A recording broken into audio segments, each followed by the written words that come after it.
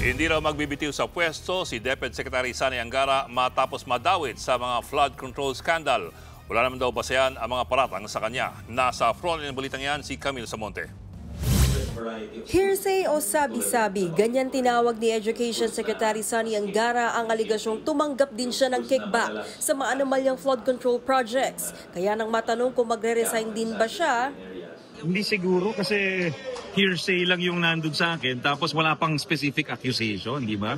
Walang mention of any transaction. matatanda ang nagbitiw sa pwesto ang ilang cabinet officials sa dinawit sa flood control scandal at budget insertion. Kabilang dyan si dating Budget Secretary Amena Pangandaman.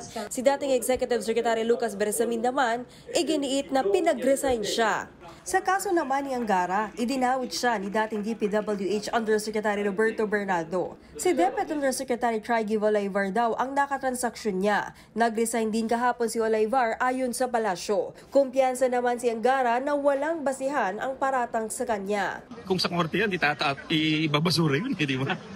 Nabilang din si Olaivar na gumamit umano ng pangalan ni Pangulong Bongbong Marcos para palabasin na utos ng Pangulo na ipasok sa BICAM ang 100 billion pesos na insertion sa 2025 national budget.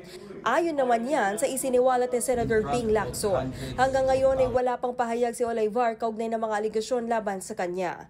Nagbabalita mula sa Frontline, Camille Samonte, News 5. Mga kapatid, Ed Lingaw po, maging maalam at may pakialam sa mga napapanahong balita sa ating bansa. Para sa mas malilimang pagtalakay at paghimay sa mga issue at headlines, mag-follow at mag-subscribe sa social media pages ng News 5.